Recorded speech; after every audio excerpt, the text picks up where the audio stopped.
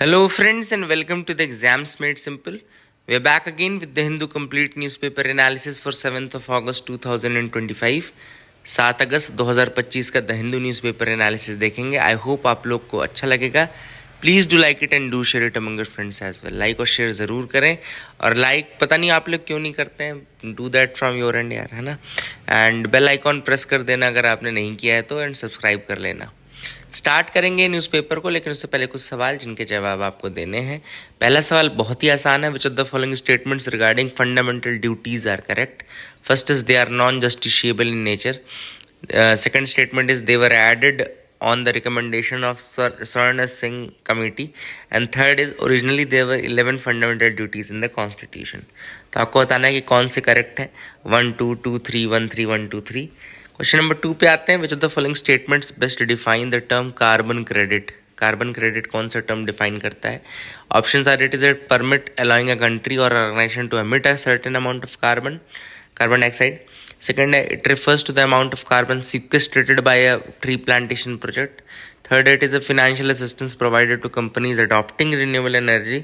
And D है, it is total amount of emission reduced by a country in a year. अच्छा सवाल है, अगर आप लोग अटेम्प्ट कर पाएँ तो. क्वेश्चन नंबर 3 एक फैक्चुअल क्वेश्चन है. फिस्कल डेफिसिट का फॉर्मूला पूछा हुआ है.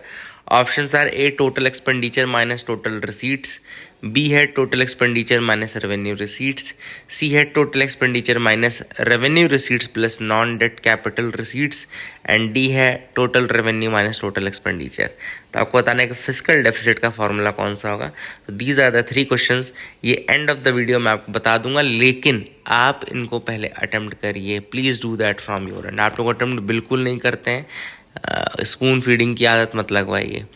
स्टार्ट करते हैं आज के न्यूज़पेपर एनालिसिस को. शुरू करेंगे सबसे पहले फ्रंट पेज में. तो खबर ऐसी नहीं जो हम डिस्कस करें. सेकंड थर्ड पेज पे आते हैं, देखते हैं क्या इंपॉर्टेंट है. अब ये थर्ड पेज पे जब आप आओगे ना, थर्ड पेज में आपको एक बहुत अच्छा इन्वायरमेंट रिलेटेड न्यूज़ मिलेगा, जिसमें आपको एक दिख रहा होगा रेड ईयर्ड स्लाइडर. एक ये टर्टल है रेड ईयर्ड स्लाइडर, जिसका साइंटिफिक नेम है ट्रैकेमिस स्क्रिप्टा elegance. Trachemys scripta elegans. Now this is the scientific name of this red eared slider. और ये एक सेमी एक्वेटिक टर्टल होता है. सेमी एक्वेटिक टर्टल होता है. थोड़ा सा इसके बारे में जान लेते हैं. रेड ईयर्ड स्लाइडर या रेड ईयर्ड टेरापिन में बोलते हैं. ट्रैकेमिस स्क्रिप्टा एलिगेंस इसका साइंटिफिक नेम है, जैसा मैंने आपको बताया. इट्स अ सब species of the pond slider and it's a semi-aquatic turtle belonging to the family Amididae. Amididae family से बिलोंग करता है. Now this is native to south southern United States and extreme northern Mexico. तो जो southern United states है या northern Mexico वाला part है, वहाँ पे ये एक तरीके से कहना चाहिए उसका नेटिव है या एंडेमिक है. And it is one of the most popular pet across the world, but at the same time it is among the 100 most invasive species. याद रखिएगा, ये बहुत ही invasive turtle है, and it comes under the world's 100 most invasive species. तो ये आपको red eared terrapin या red eared slider या टेराकेमिस स्क्रिप्टा एलिगेंस के बारे में जानना है. सेकेंड न्यूज़ है, देखो यहाँ पे surging coconut oil prices hit Kerala Ayurvedic drug makers, manufacturing cost goes through the roof. यहाँ पे एक छोटा सा बस एक चूँकि इम्पॉर्टेंट है, आपको पता होना चाहिए क्या चल रहा है देश में. कोकोनट ऑयल प्राइसेस जो हैं वो बढ़ रहे हैं, and because of that reason जो आयुर्वेदिक मेडिसिन मैन्युफैक्चरर्स हैं केरला में specially, they are having a problem because of that. Despite increasing the price of the product involving coconut oil by up to 20%, the manufacturing cost is going through the roof.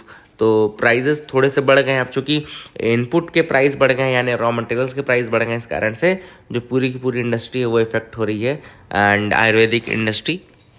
And this is the ripple effect. इसको क्या बोलते हैं? Ripple effect बोलते हैं. मतलब एक के कारण दूसरे के ऊपर जो इम्पैक्ट पड़ने लगता है उसको रिपल इफेक्ट बोलते हैं. This is the ripple effect which is going on the Ayurvedic industry. I hope you got clarity. आगे मूव करते हैं. देखो ये इंपॉर्टेंट है. Parliament passes legislation to modernise the Indian maritime law. अब यहाँ पे कौन सा लॉ पास हुआ है पार्लियामेंट के द्वारा? तो याद रखिएगा ये है गुड्स बाय सी बिल 2025. याद रखिएगा ये बिल आया था, the carriage of goods by sea bill 2025. It was passed by the Rajya Sabha on Wednesday. The carriage of goods by the sea bill 2025. याद रखेगा, है ना. This is important. नाउ ये जो carriage of goods by sea bill 2025 है, it is repealed the Indian carriage of goods by sea act 1925। तो इसके 100 साल पहले, याद रखेगा, जो ये एक्ट किसको रिप्लेस करेगा, Indian carriage of goods by sea act 1925 को। तो एक तो आप भैया 100 साल से ज़्यादा पुराना आप एक लॉ है इसको हटा रहे हो, तो that is first big thing जो कि हो रही है। दूसरी चीज़, ये जो लेजिस्लेशन है it will simplify the maritime trade laws. ये मैरीटाइम ट्रेड लॉज को सिंप्लीफाई करने के लिए है। It will reduce the litigation risks as well, तो लिटिगेशन रिस्क्स को कम करने के लिए है। And it will enhance the transparency and commercial efficiency in cargo movement by sea. It is also for enhancement of transparency and commercial efficiency, transparency and commercial efficiency in cargo movement by the sea. तो I hope you got clarity regarding this as well. ये भी आपको समझ में आ गया होगा किस कारण से ये पास हुआ है और 100 साल पुराने एक्ट को ये रिपील करने वाला है। आगे मूव करते हैं। यहाँ पे एक न्यूज़ आपको दिख रही होगी थाडू ट्राइब लीडर्स के बारे में। थाडू ट्राइब लीडर्स थे ना, तो थाडू ट्राइब क्या है थोड़ा सा हम देख लेते हैं। एक्चुअली ये मणिपुर की एक कम्युनिटी है। Thadou tribe is a Manipur community, क्योंकि यहाँ पे आप देखोगे तो लिखा है Thadou community stepped into the Meitei dominated Imphal valley. तो मीटी डोमिनेटेड इम्फाल वैली में गए हैं, है ना। तो ये थाडू ट्राइब जो है वहाँ की मणिपुर की ट्राइब है, and they are basically considered a part of the greater Kuki group. ये they are considered the part of greater Kuki group that was affected by the conflict between the Kuki-Zo and Meeti community, but Thadus have been asserting their identity independent of the Kuki tag। तो थाडूज लेकिन हालांकि ये कहते हैं कि they are independent of the Kuki tag, तो वो tagging वो नहीं चाहते हैं, लेकिन they are considered part of the Kuki clan as well. ठीक है, तो ये आपको याद रखना, थाडू ट्राइब मणिपुर।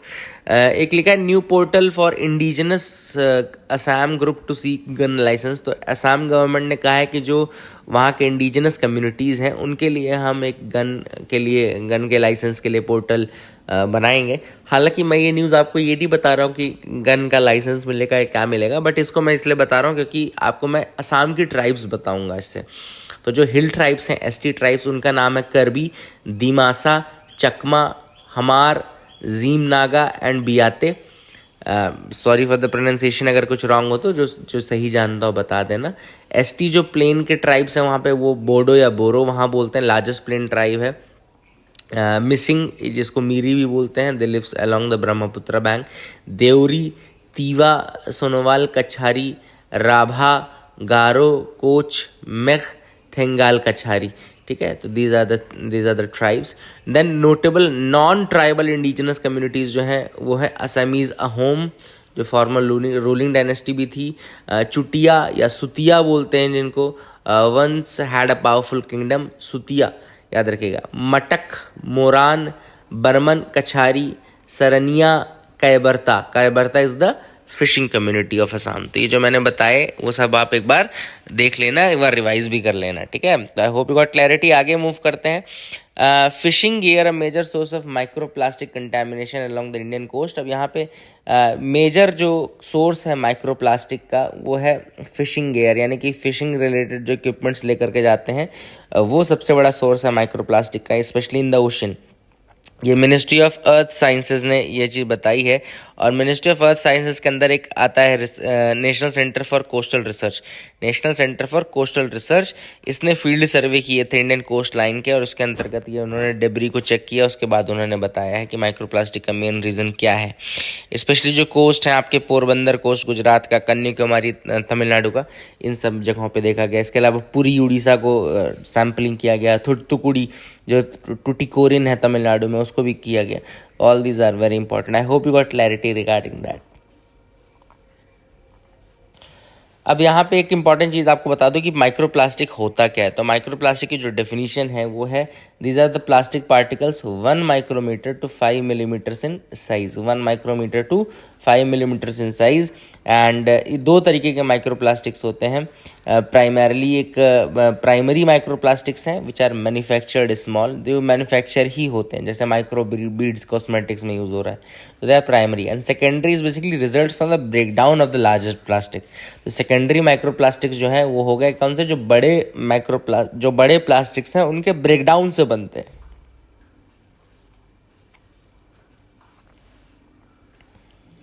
अब ये तो आपको पता ही है कि नुकसान कैसे करेंगे, नुकसान करेंगे भाई, फूड चेन में घुस जाएंगे, ट्यूमर फॉर्मेशन कर सकते हैं, पोटेंशियल थ्रेट है ह्यूमन के लिए, and all this things are there. I hope you got clarity regarding this. आगे मूव करते हैं यहाँ पे, it's like writing a poem, maths prize winner Rajula Srivastava. तो इनको देख लीजिए, अभी इनको इंडियन मत समझ लीजिएगा, हालांकि इंडियन है ऐसा नहीं है, देखो मैं किसी को वो नहीं कर रहा हूँ, इंडियन ही है रजुला श्रीवास्तव, लेकिन she is working not in India, है ना, अदरवाइज बहुत ही डिफिकल्ट होता है ये प्राइज़ जीतना। Maryam Mirzakhani new frontiers prize, याद रखेगा मैथमेटिक्स का प्राइज़ है, जो कि ब्रेक थ्रू इनिशिएटिव है, ब्रेक थ्रू प्राइज़ का in mathematics field. Maryam Mirzakhani new frontiers prize, याद रखेगा, it's a mathematics prize, and ये अवार्ड मिला है रजुला श्रीवास्तव को, ठीक है, तो याद रखिएगा। एंड रजुला श्रीवास्तव कहाँ पर हैं अभी, तो वो अपन देख लेते हैं। It's is a Herzberg research instructor at the university of Bonn and Max Planck institute for mathematics in Germany, and ये याद रखिएगा, that is something which you can remember, ठीक है, तो याद रख सकते हैं, all these things are important. ये अवार्ड तो पूछ ही लेता है कई बार। अब आते हैं अगले पार्ट पे, एडिटोरियल पार्ट पे, जो है decoding China the lessons for a vulnerable India. Now this article has been written by Shashi Tharoor, and इसमें उन्होंने बताया किस तरीके से अभी रिसेंटली 300 चाइनीज़ इंजीनियर्स को रिकॉल कर लिया गया है।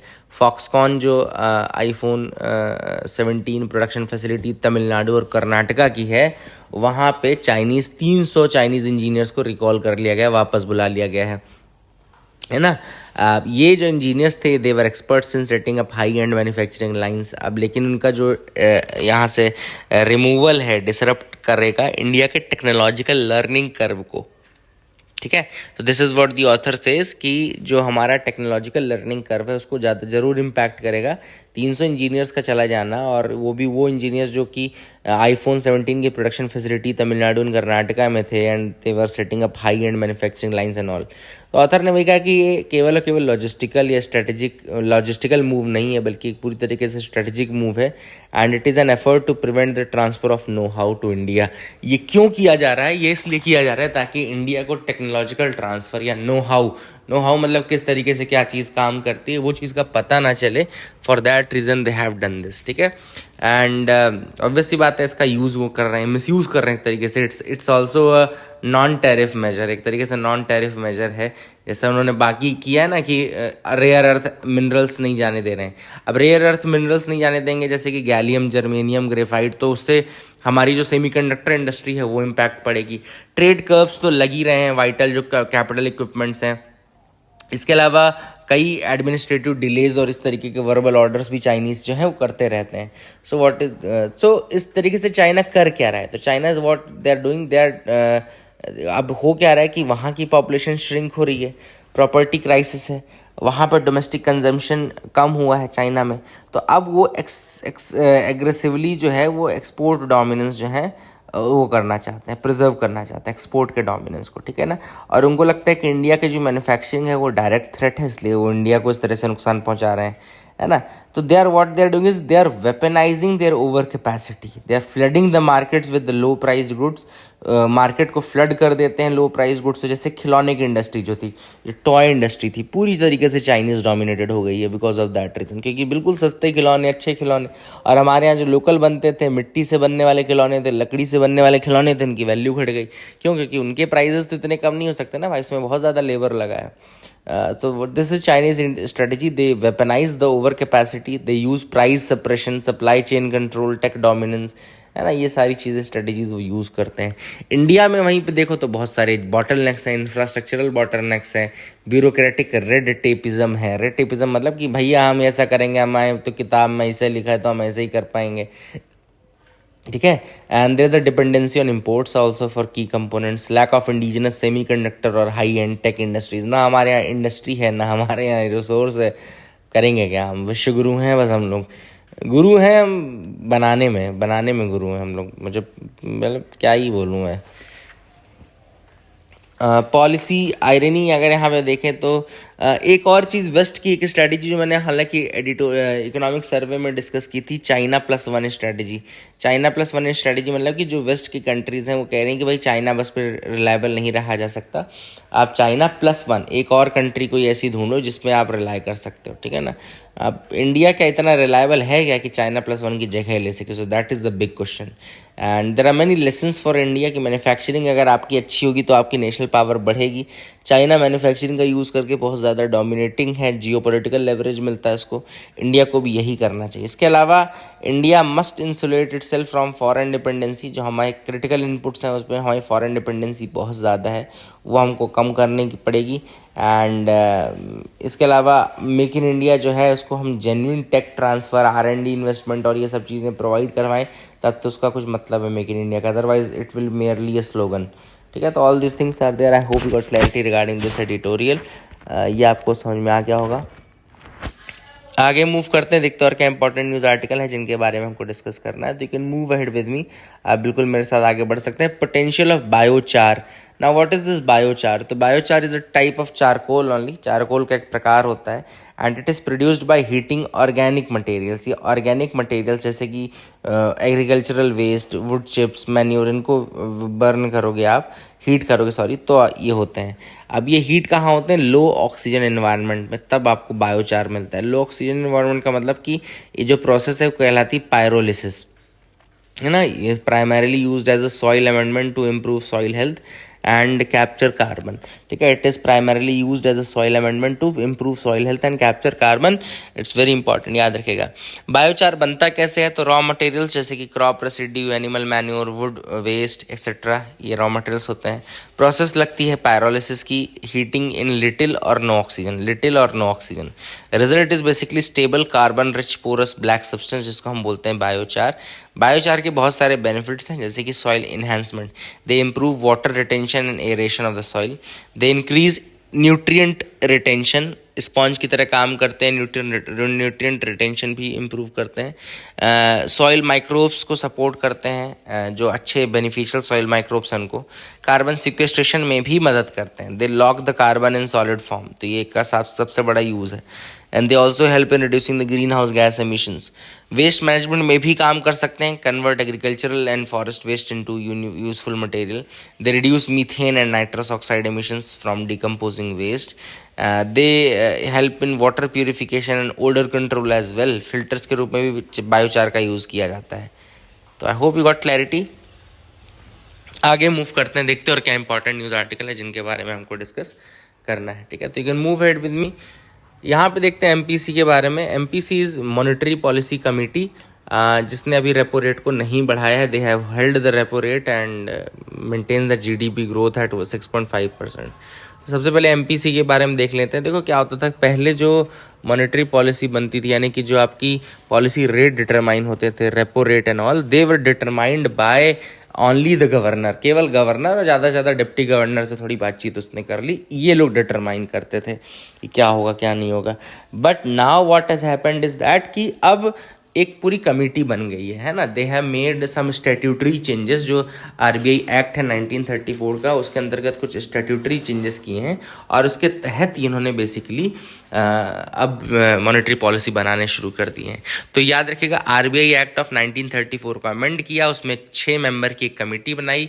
6 मेंबर कमेटी में 3 मेंबर तो आरबीआई की तरफ से थे, जिसमें गवर्नर है, डिप्टी गवर्नर एक और है, एंड 3 मेंबर गवर्नमेंट अपॉइंट करता है 4 साल के टेन्योर के लिए, 4 साल के टेन्योर के लिए, ठीक है ना।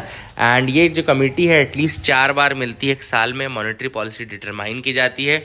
मॉनेटरी पॉलिसी में सबसे बड़ा मुद्दा जो रहता है वो पॉलिसी रेट, यानी कि जो रेपो रेट है उसको डिटरमाइन करना रहता है।